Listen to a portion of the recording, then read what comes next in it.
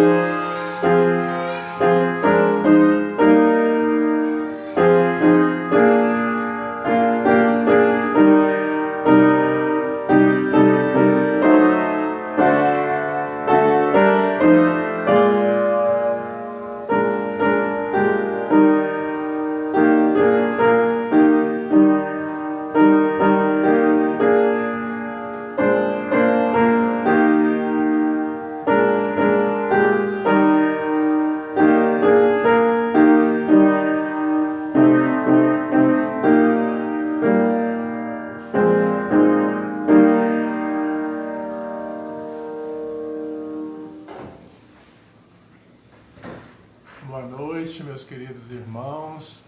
Nós estamos iniciando o nosso culto em adoração ao nosso Deus, culto da Igreja Presbiteriana de Nova Belém, juntamente com outros irmãos que se juntam a nós de outros estados, outras cidades. Nós vamos iniciar esse momento então de louvor e adoração ao nosso Deus. Eu vou ler o versículo 1 do Salmo 75, diz assim: Graças te rendemos, ó Deus, graças te rendemos, invocamos teu nome e declaramos as tuas maravilhas. Nesse momento nós estamos reunidos para fazermos exatamente isso, rendermos graças a Deus e louvá-lo, porque Ele tem feito maravilhas no nosso meio. E nós reconhecemos isto e estamos nesse momento adorando e engrandecendo o seu nome. Nós vamos fazer uma oração de adoração a Deus nesse momento. Senhor Deus, nós te adoramos, nós glorificamos o teu nome, nós te exaltamos, porque o Senhor é um Deus que opera maravilhas, é um Deus que não só nos criou, mas como também nos sustenta, ó Deus, cuida de nós em todos os detalhes das nossas vidas, ó Pai. Nós te louvamos e te adoramos nesse momento, em nome do teu Filho Jesus que nós oramos. Amém. Amém. Nós vamos ter a leitura do Salmo 92, a Daniele fará essa leitura, Salmo 92, de 1 a 5. Boa noite, leiamos. Hino de gratidão a Deus. Bom é render graças ao Senhor e cantar louvores ao teu nome, ó Altíssimo. Anunciar de manhã a tua misericórdia e durante as noites a tua fidelidade. Com instrumento de 10 cordas, com saltério e com solenidade de harpa. Pois me alegraste, Senhor, com os teus feitos. Exultarei nas obras das tuas mãos. Quão grandes, Senhor, são as tuas obras. Os teus pensamentos, que profundos. Amém. Amém. Nós vamos cantar um hino do nosso cenário, hino 26, que diz exatamente isso, sobre a grandeza do nosso Deus e como nós ficamos maravilhados diante dele, com a sua tamanha grandeza. Vamos cantar Grandioso És Tu.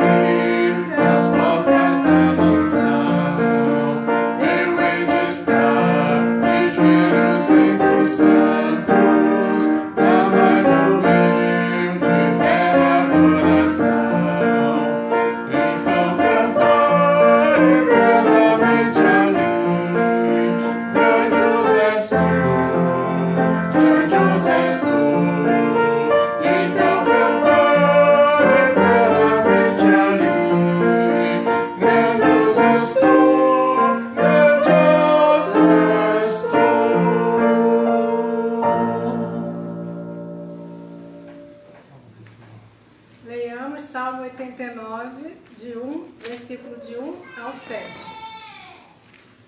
Promessa do reino messiânico a Davi. Cantarei para sempre as tuas misericórdias, ó Senhor. Os meus lábios proclamarão a todas as gerações a tua fidelidade. Pois disse eu, a benignidade está fundada para sempre, a tua fidelidade tu a confirmarás nos céus, dizendo: fiz aliança com o meu escolhido e jurei a Davi, meu servo. Para sempre estabelecerei a tua posteridade e firmarei o teu trono de geração em geração. Celebram os céus as tuas maravilhas, ó Senhor, e na assembleia dos santos a tua fidelidade. Pois quem nos céus é comparável ao Senhor? Entre os seres celestiais, quem é semelhante ao Senhor? Deus é sobremodo tremendo na assembleia dos santos e temível sobre todos os que o rodeiam. Amém. Amém. Nós vamos cantar 2 cânticos. O primeiro deles fala exatamente sobre isso, que é sobre a grandiosidade do nosso Deus. O versículo 6 diz: pois quem nos céus é comparável ao Senhor? Entre os seres celestiais, quem é semelhante ao Senhor? Nós vamos entoar e vamos cantar agora esse cântico incomparável. Senhor, Tu és. Vamos juntos cantarmos ao nosso Deus.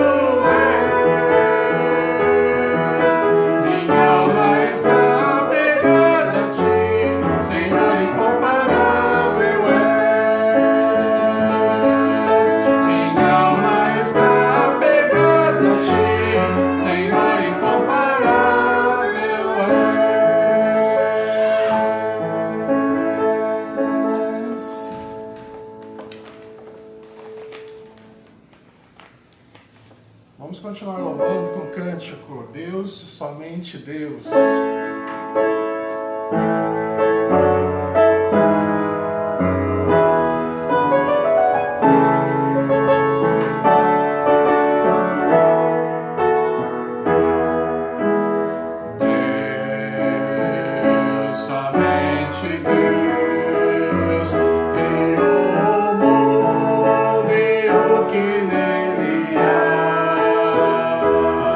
Você que pode respirar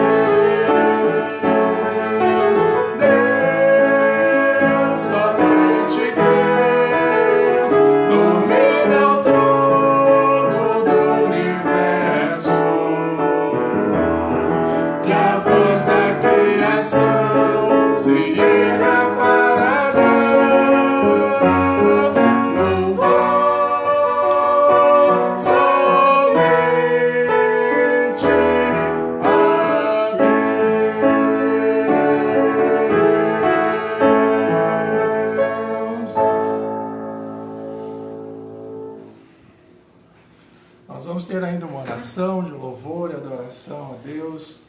A Daniela vai orar nesse momento para nós.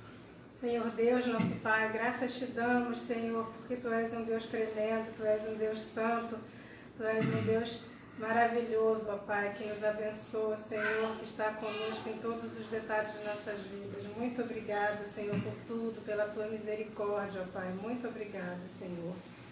Eu quero agora, Senhor, pedir, Senhor, pelos que estão precisando de uma bênção na área da saúde, Senhor, eu continuo botando meu Pai nas Tuas mãos, Senhor, que o Senhor restabeleça a sua saúde, ó Pai. Eu também queria botar nesse momento o tio Aramês, Senhor, que está com Covid, entubado, Senhor, que o Senhor possa estar abençoando os médicos, o tratamento dele, ó Pai. Eu agora entrego a mensagem nas Tuas mãos, Senhor, a meditação, Senhor, que o Senhor fale aos corações que estão ouvindo, ó Pai. Tu já falaste ao coração do Eli, Senhor, agora eu peço que fale aos nossos corações. Muito obrigada por tudo, louvado, engrandecido seja o Teu nome, em nome de Jesus, amém. Amém.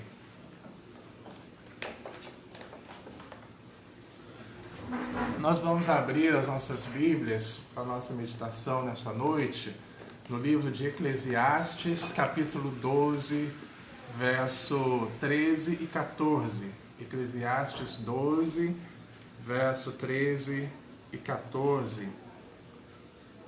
Diz assim: de tudo que se tem ouvido, a suma é: teme a Deus e guarda os seus mandamentos, porque isto é o dever de todo homem. Porque Deus há de trazer a juízo todas as obras, até as que estão escondidas, quer sejam boas, quer sejam más. Vou ler novamente, irmãos. De tudo que se tem ouvido, o resumo é: teme a Deus e guarda os seus mandamentos, porque isto é o dever de todo homem. Porque Deus há de trazer a juízo todas as obras, até as que estão escondidas, quer sejam boas, quer sejam más. Há uma frase muito conhecida nossa, que é uma frase do século XVII, talvez uma das frases mais conhecidas, né, do nosso tempo, diz assim: ser ou não ser, eis a questão. Essa frase é de William Shakespeare e ela está lá na peça, na tragédia, né, de Hamlet, o príncipe da Dinamarca. E ela demonstra uma busca por um significado na vida, né? Ela tenta descobrir o porquê da existência, ela fala sobre a verdadeira essência do ser, né? Ser ou não ser, eis a questão. Essa dificuldade da gente encontrar um sentido para a nossa vida. E essa dificuldade não é só lá do século XVII, na época do Shakespeare, mas é também dos dias de hoje, ainda persiste hoje, né? É uma coisa muito nossa, muito humana. E essa dificuldade de entender ou de descobrir um sentido para a nossa vida, ela pode nos levar ao desespero, ela nos leva a um cansaço físico, psicológico, existencial. E aí vem uma outra frase, talvez também não é tão conhecida, mas é uma frase muito usada na nossa música popular, é um dito popular que fala assim: para o mundo que eu quero descer. Não é? A gente fica tão desesperado com as coisas que estão acontecendo, tão desanimados com tudo que está acontecendo, que a gente chega a um desespero de falar: para o mundo que eu quero descer, né? E eu estou falando isso porque o livro de Eclesiastes, que significa o pregador, né? A palavra lá no hebraico, Kohelet, era o pregador, aquele que falava para as pessoas, o Eclesiastes. É um livro de sabedoria, mas Eclesiastes ele traz esse cansaço nesse livro, né? Ele traz um certo aparente pessimismo com a vida, um aparente cansaço com a vida. Parece que ele está falando isso: para o mundo que eu quero descer, não dá mais. né? Então, esse certo pessimismo de Salomão neste livro do Eclesiastes. Por quê? Salomão está procurando, ou ele está refletindo sobre o sentido da vida. E nos livros de sabedoria da Bíblia, os livros poéticos ou de sabedoria, a gente percebe, e os estudiosos avaliam isso, né? Eles buscam não só um conhecimento filosófico, um conhecimento teórico, mas eles falam principalmente de um conhecimento prático, de um conhecimento ordinário. Então é diferente talvez dessa imagem que a gente tem do pensador ou do filósofo, que a gente tem essa imagem deles mais distanciados da nossa realidade. Não, a sabedoria bíblica, ou o sábio, o pregador de Eclesiastes, ele não pensava em termos de teoria. A ideia era o pensar, o refletir, mas que esse refletir tivesse uma aplicação prática. Por isso você vai encontrar no livro de Eclesiastes Salomão falando sobre o trabalho, sobre pobreza, sobre riqueza, sobre o tempo que passa, sobre o sofrimento, sobre prazer, sobre felicidade, sobre ser jovem, ser velho, sobre as realizações nossas, sobre a morte. Ele fala sobre todas essas coisas, porque um livro de sabedoria deveria refletir isso, deveria observar e refletir e tirar lições práticas, lições para a nossa vida mesmo, de forma prática. O texto, eu não li o verso que fala sobre isso, mas um pouquinho antes do texto que eu li, no verso 9 ao 11, o verso 9, por exemplo, diz assim, que o pregador, ou o Eclesiastes, além de sábio, ele ensinava ao povo o conhecimento, atentando e esquadrinhando, compôs muitos provérbios. Então o sábio era aquele que coletava a informação, colecionava ditados, versos. Você vai ver muito isso no livro de Provérbios, né? Ele colecionava os provérbios e depois ele ensinava as pessoas, né, através dos ditos, dos provérbios. Ele corrigia, ele compunha versos que ensinava, que tinha esse objetivo de ensinar o povo. E mais à frente também ele fala que essas palavras dos sábios, elas eram como aguilhões e como pregos bem fixados, as sentenças coligidas dadas pelo único pastor. Aqui ele usa duas expressões também importantes, uma é o aguilhão, e a outra é o prego, ou cravo, que segura a cabana, a tenda. Né? Então o aguilhão é aquele pedaço de ferro com que o pau, era um pau na verdade, que se conduzia os animais. Então para você colocar o animal no trilho, nos eixos, no caminho correto, se usava um pedaço de pau, uma vara, para colocar o animal no caminho certo. E as palavras sábias, elas servem para isso, para nos colocar de volta no caminho, para nos conduzir no caminho correto. E ele fala também dos pregos e dos cravos, que essas palavras são como pregos que seguram, que sustentam as tendas. É onde o povo morava, era a casa deles, era um povo seminômade, né, que vivia de lugar em lugar, né, não parava num lugar só, eles viviam em tendas. E os pregos significavam isso, né, as palavras eram semelhantes a esses pregos que davam a sustentação para as tendas. Da mesma forma, a palavra, ela sustenta a nossa vida, ela serve de base para a nossa vida. Então, você percebe essas duas funções aí nos livros de sabedoria de Salomão, que ele próprio fala que é assim, né? A primeira é guiar no caminho certo, é colocar a gente no caminho certo.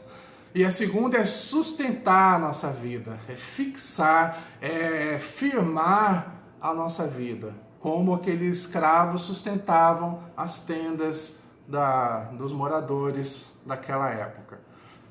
E aí, depois de Salomão refletir sobre esses dilemas da vida, no livro todo ele reflete sobre isso. Alguns acham até meio depressivo, né? Um pouco pessimista até com a realidade que estava em volta dele.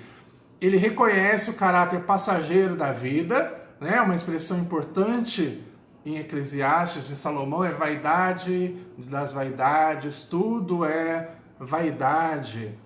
Significa que tudo é passageiro, tudo é fumaça. A vaidade em Salomão tem esse caráter de coisas passageiras, coisas que passam. E aí, a partir disso, a partir dessa reflexão que ele faz sobre a fugacidade da vida, sobre como a gente enfrenta os problemas da vida e de um aparente pessimismo, agora ele chega numa conclusão. E o texto que a gente leu é exatamente a conclusão que ele chega. E aí a solução que ele dá para nós é muito simples. De tudo que ele falou, de tudo que ele vem meditando e refletindo, a suma é. Ele diz, a suma é, o resumo é isso. E ele fala 3 coisas que a gente pode, que eu queria refletir com os irmãos nessa noite. A primeira coisa que ele fala é o verso 13. De tudo que vocês têm ouvido, a suma é. E a primeira coisa é, teme a Deus. Teme a Deus. O temor, ele tem alguns significados, tanto lá na época da Bíblia como hoje para nós, não é? Você temer alguém pode ser ter medo de alguém, ter pavor, né? Ou ter respeito também, né? Temor é respeito. Então, na Bíblia tinha também estes significados.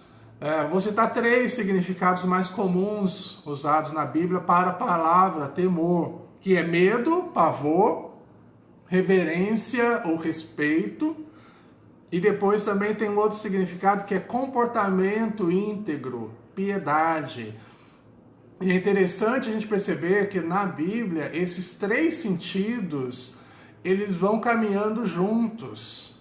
Não é um é mais certo que o outro, um é mais usado que o outro. Esses 3 sentidos, principalmente em Eclesiastes, eles caminham de forma misturada, caminham juntos. Vou explicar melhor. Diante de algo que é muito grande, que é muito maior que você, a sua tendência é ter medo daquilo, porque ele é muito maior que você. Então você tem medo. Você pode também ter respeito por isso. Já que é tão grande, que é tão maior que você, a gente tem, além de medo e pavor, a gente tem respeito com aquilo, né? A gente não brinca com aquele negócio tão grande que é, não é verdade? E também pode mudar o seu comportamento em relação a esse objeto que você acha, ou essa pessoa que você acha tão grande, tão maior que você. Diante de Deus, acontece exatamente isso. Quando nós estamos diante de Deus, nós temos medo, sim, pavor, porque nós estamos diante de alguém que é infinitamente superior a nós, é infinitamente maior do que nós. O próprio Deus, na Bíblia, né, tem uma passagem na Bíblia muito interessante que fala, se você tiver que temer alguém, não tema quem pode te matar, não. Tema quem pode, aquele que pode te matar e também pode te levar a viver uma vida no inferno, pode te matar aqui e lá na eternidade também. A esse você tem que temer, não é? Então a gente tem sim esse medo, esse pavor diante de algo tão grande quanto o nosso Deus. Mas ao mesmo tempo temos também o temor, respeito, reverência diante dele. E temos também a mudança de comportamento a partir disto, né? A partir desse encontro com algo infinitamente maior que você muda também a sua forma de agir, o seu comportamento. Tem um estudioso da palavra, um escritor, Yves Tourniolo, que diz assim: o temor é o reconhecimento que Javé, ou que Yahvé, é Deus e que o homem não é Deus. Vou repetir, ele fala assim: o temor é o reconhecimento de que Yahvé é Deus e de que o homem não é Deus. E os estudiosos vão mostrar para a gente que na Bíblia esses três sentidos caminham juntos, né? O temor, que é você ter medo, que é você ter reverência, respeito, que é você mudar o seu comportamento, ter um comportamento íntegro. Tudo isso caminha junto. Tudo isso você pensa ao mesmo tempo quando você está diante de Deus. E o pregador, o Eclesiastes, o Salomão, ele fala isso também. Lá no capítulo 5, verso 2, ele diz: Deus está nos céus, tu na terra. Portanto, sejam poucas as tuas palavras, porque Deus não se agrada de tolos. O que Salomão está mostrando é exatamente isso que a gente está tentando falar para você. Deus é tão grande, é tão maravilhoso, e Ele está no céu. Ele é o Criador de todas as coisas. Você está na terra, você é criatura, você foi criado por Ele. Então, tenha medo sim, tenha respeito sim quando você está diante dele, porque ele é algo muito maior do que você. Então, toma cuidado quando você chega diante de Deus, toma cuidado com as suas palavras, com o que você fala diante de Deus. Tema mais a Deus em todos os sentidos da palavra. Por quê? Porque quando você teme a Deus, a gente precisa entender que as implicações disso são muito sérias. Deus não é um igual a você para você ficar brincando com Ele. Não, Deus não é. Está muito além. Tanto que nós nem conseguimos compreender a sua grandeza. E Ele não se impressiona com a nossa forma de falar, com a nossa tagarelice. Ele não se impressiona com as nossas promessas, com a nossa adoração. Então Salomão está dizendo, olha, pense, reflita, quando você estiver diante de Deus, fale pouco. O que importa é o que vai no seu coração, isso é mais importante. O importante é o que você vive, isso fala mais alto. Você está diante de Deus, Ele é Deus, você não é. O temor a Deus, então, meus irmãos, que eu gostaria que ficasse claro para nós nessa noite, ele nos leva de uma forma geral à adoração, à exaltação, ele nos leva ao culto, porque nós tememos a Ele não só por medo ou pavor, mas nós tememos por respeito, por reverência, e nós tememos também porque Ele muda a nossa forma de enxergar as coisas. A nossa forma de viver também é afetada pelo temor a Ele. Então, Ele nos leva a uma vida íntegra, uma vida piedosa, uma vida reta diante de Deus. E tem uma outra frase que eu gostaria de compartilhar com os irmãos, do Walter Kaiser, que diz assim: a sabedoria bíblica é a religião que saiu para as ruas e mercados da vida com o temor de Deus como o seu guia. Então a sabedoria da Bíblia, né, é a religião que sai para as ruas e mercados da vida com o temor de Deus como o seu guia. O temor a Deus, ele nos serve de guia, e ele sai das quatro paredes, ele sai das paredes do templo, da adoração, e ele vai para a vida, ele vai para os lugares onde você está, para a sua casa, para a rua, para os mercados, não é? Para as praças, para onde você estiver, você tem que viver uma vida de temor a Deus, porque é o temor a Deus que vai servir de guia para a sua vida, porque você entende que Ele é Deus e que você não é Deus, porque você tem que temer a Ele, você tem que reverenciar, você tem que mudar a sua vida quando você está diante de algo tão grandioso quanto o seu Deus.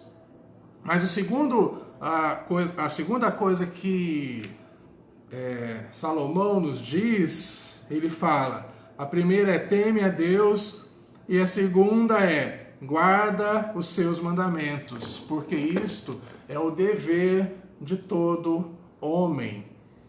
Então, Salomão está mostrando para a gente que aquele que teme a Deus é aquele que obedece a Deus, é aquele que guarda os seus mandamentos. E aí tem duas palavrinhas que eu queria falar para os irmãos. Parece difícil, mas não é. A gente vai entender fácil. A primeira é ortodoxia e a segunda é ortopraxia, né? Então, ortodoxia, ortopraxia. O que quer dizer essas duas palavras aí? Ortodoxia tem a ver com a adoração, tem a ver com culto, com a exaltação, tem a ver com as doutrinas que você segue, né, os ensinamentos. E a ortopraxia tem a ver com a ética, tem a ver com a vida prática, tem a ver com o cotidiano, o dia a dia. É simples assim. Mas aí o que acontece? Nós valorizamos uma e desprezamos a outra. Muitas vezes sem perceber. Nós precisamos ter as duas coisas, né? Que nós temos que ver. Deixa eu só fechar aqui, meus irmãos. Ah, tá. Porque apareceu um recadinho aqui que estava me prejudicando. Já saiu. Então, a ortodoxia, nós valorizamos por demais ela. E ela é importante. E a gente precisa valorizar, né? Esse momento de adoração, de culto, de exaltação, observarmos as doutrinas bíblicas, o ensinamento bíblico para as nossas vidas. Mas a gente não pode ficar só aí. A gente tem que pensar também na ortopraxia, que é a ética, que é a vida na sua praticidade. Aliás, era isso que os livros de sabedoria, os livros poéticos falam, como a gente disse no começo. O pregador estava interessado nisso. É como que você vive essa teoria que você diz que acredita. Então, exemplo, mais exemplo, vamos entender melhor isso. Então, na igreja, por exemplo, a pessoa é uma na igreja, um pai, né? De uma forma na igreja. Em casa, ele é de outro jeito, totalmente diferente, que não condiz com o que ele é na igreja. Uma mãe na igreja é de uma forma, toda piedosa, né? E bondosa, e na igreja, em casa, trata os filhos de uma outra maneira. Não dá para ser assim. Você não pode ter uma ortodoxia e uma ortopraxia diferente da sua ortodoxia. As duas coisas têm que caminhar juntas. Na igreja você é um adorador piedoso. No trabalho você puxa o tapete de quem for preciso para conseguir uma promoção. Como assim? Você fala uma coisa, você prega uma coisa e no trabalho você vive outra? Como funciona isso? É no mínimo incoerente, né? E o cristão não pode ser assim. É isso que ele está dizendo, né? A primeira coisa, nós temos que temer a Deus. Segunda coisa, esse temor a Deus, ele nos leva a uma vida prática de obediência. As duas coisas têm que caminhar juntas. É a adoração, a reverência, a piedade, a santidade, caminhando junto com a obediência aos mandamentos. Uma forma prática de se viver, da forma como você vive, na forma ética como você vive. Problema disso.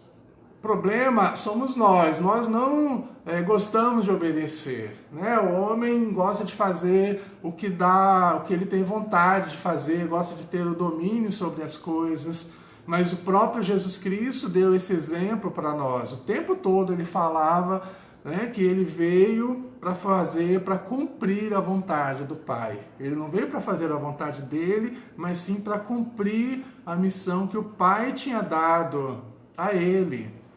E isso ele fez e obedeceu de forma perfeita, nos dando um exemplo do que é a obediência. E nós devemos não só amar as leis de Deus, conhecer as leis e os mandamentos, como também obedecê-los, como também colocar em prática na nossa vida.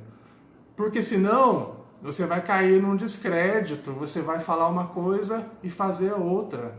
A sua vida, a sua ortopraxia fica muito distante da sua fé, da fé que você confessa, da sua ortodoxia. As duas coisas têm que andar juntas. Depois ele diz uma terceira coisa, que é muito importante. No último verso, Salomão diz assim: porque Deus há de trazer a juízo todas as obras, até as que estão escondidas, quer sejam boas, quer sejam más.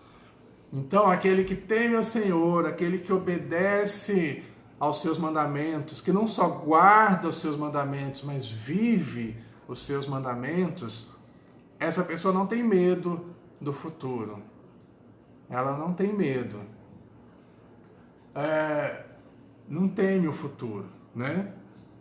Aí a gente tem que se perguntar, né? Por que ser sábio é melhor do que ser um tolo? Porque isso eram as dúvidas que Salomão vinha levantando lá atrás, né? Durante o livro todo. A questão dele era se a vida tem sentido ou não. Então ele vem avaliando isso o livro todo. Será que a nossa vida tem sentido ou não tem? Por que eu preciso ser sábio? E por que ser sábio é melhor do que não ser, do que ser tolo? Se tudo termina na mesma coisa, todo mundo vai morrer mesmo. Para que eu vou trabalhar honestamente se o desonesto se dá bem no final? Muitas vezes a gente pensa isso, né? Tem vários salmos também que falam sobre isso, sobre os maus se darem bem, né? A gente às vezes pensa assim: por que eu trabalho e sou honesto, se aquele que é desonesto no final vai se dar bem também, né? Por que obedecer se os desobedientes também serão recompensados? E a gente fica com essas coisas na cabeça e pensando, isso vai nos trazendo um certo desânimo, que estava acontecendo com Salomão. Mas a conclusão dele a conclusão do pregador Deus trará a juízo todas as obras, todas, as boas e as más, as que estão encobertas e as que não estão, não importa. Deus, ele vai trazer a juízo todas as coisas. Mas eu queria que você percebesse como essa perspectiva, ela muda tudo, não é? Essa perspectiva de futuro, ela muda tudo na nossa vida, ela muda o presente. Aquele pessimismo de antes, ele dá lugar a uma esperança, a uma expectativa. Por quê? Porque o que eu faço hoje, o que eu faço agora, terá consequências futuras, sim. Portanto, a conclusão que você chega é que Deus julgará tudo, os atos maus e as más decisões, não é? Então, aquele que pratica o mal, ele pode e deve se preocupar, porque os seus atos um dia serão julgados. Então ele tem que se preocupar mesmo, porque ele faz o mal e um dia ele será julgado. E até o que ele fez escondido será revelado. E o contrário, aqueles que fazem o bem, os seus atos bons, as suas boas decisões, o que você faz hoje, então, não é em vão. Por isso que muda a nossa perspectiva. Então, quer dizer que ser sábio é infinitamente melhor do que não ser, do que ser tolo. Porque lá no final, todas as nossas obras virão à tona e serão julgadas. Então, nada é em vão. E é essa conclusão que Salomão chega. Então, eu não preciso ser pessimista quanto à vida, porque tudo faz sentido, né? O bem que eu faço hoje, ele não é em vão, ainda que ele pareça ser em vão, mas não é. Essa perspectiva futura, ela molda as nossas ações hoje. A conclusão que você chega vale a pena obedecer, vale a pena ser honesto, vale a pena ser justo, vale a pena ser piedoso, vale a pena ser bondoso. E você não precisa temer. Quem faz o bem não precisa temer, ele sabe que as suas obras serão julgadas, que Deus vai julgar o bom e o mal, mas para ele não há o que temer. O que faz o mal, sim, esse tem que temer e muito, mas para quem faz o bem, não. Aquele que obedece aos mandamentos, aquele que obedece à palavra de Deus, ele não precisa temer o futuro, que ele sabe que todas as coisas serão desvendadas, serão reveladas, serão julgadas por Deus. Mas ele, hoje, ele já vive uma vida que procura agradar a esse Deus. Então, Salomão ele chega a essa conclusão, uma vida com significado, uma vida que faz sentido, uma vida que sabe o valor da sua existência, uma vida que é relevante no contexto onde ela está inserida, é uma vida que teme a Deus, é uma pessoa que teme a Deus, que adora a Deus com reverência, que tem um estilo de vida moldada por esse temor a Deus. E é uma pessoa que não só teme a Deus, como guarda os seus mandamentos, que obedece a Deus, que tem a sua vida prática muito ligada à sua fé, ao que ele acredita. A sua ortodoxia e a sua ortopraxia andam juntos. O que ele fala, que faz, ou que acredita, ele realmente vive aquilo, ele faz da forma como ele diz que acredita. E ele guarda e obedece os mandamentos do Senhor. Fazendo isso, não tem o que temer. Fazendo isso, o futuro irá chegar e a gente anseia por ele, por estarmos na presença do nosso Deus.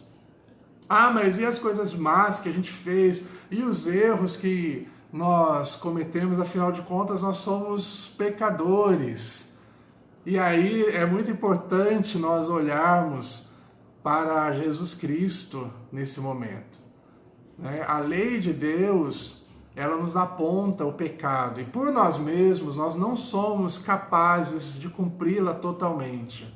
Nós podemos obedecer aos mandamentos? Podemos. Mas a gente precisa entender que não podemos fazer na sua totalidade por nossa força, por nossos méritos. Não, nós fazemos pelos méritos de Cristo. Porque é impossível você viver a lei em todos os seus detalhes. Por ela nós estamos condenados. Mas nós temos a certeza de que os nossos erros, os nossos pecados, eles estão cobertos e lavados pelo sangue de Jesus Cristo. É através dessa ótica, através dessa lente de Jesus, que Deus olha para nós, que nos vê como santos. Nós temos que, ainda assim, continuar fazendo a nossa parte, fazendo o bem, obedecendo a Deus e vivendo os seus ensinamentos, E assim a gente estará mostrando o nosso temor a Ele. Estaremos temendo de fato, no melhor sentido da palavra. Que Ele nos abençoe, que Ele nos ajude a vivermos de uma forma condizente com a sua palavra. Que as palavras do pregador, do Kohelet, de Salomão, que elas nos inspirem a vivermos uma vida de obediência e de temor ao nosso Deus. Que Ele nos abençoe. Eu gostaria de orar com os irmãos para a gente encerrar esse momento. Vamos orar então agradecendo a Deus pela presença de cada um conosco e pelo cuidado que Ele tem tido conosco também. Vamos orar. Senhor Deus, nosso Pai, nós te agradecemos, ó Deus, por esse momento que passamos refletindo sobre a Tua Palavra, Deus, em adoração, em louvor, em exaltação ao Teu santo nome, Pai. Te peço que essa palavra fale fundo nos nossos corações, ó Deus, que nos molde, que possamos ser pessoas mais tementes a Ti, ó Deus, que possamos entender mais o Teu plano, o Teu propósito para as nossas vidas e que isso se reflita de forma muito prática, muito simples no nosso dia a dia, que possamos viver as Tuas verdades, viver de forma que nós acreditamos ser a correta, conforme o Senhor nos ensina na Tua palavra, Deus, que a nossa vida prática nunca esteja desligado, ó Deus, dos Teus ensinamentos, do que o Senhor quer para nós, ó Deus. Pedimos que o Senhor esteja com os enfermos da nossa igreja, ó Deus. Te peço pelo Fernando, que ainda está em tratamento. Te peço pelo Aramis também, que está internado, ó Deus, que o Senhor esteja abençoando a vida dele e os seus familiares também, ó Deus.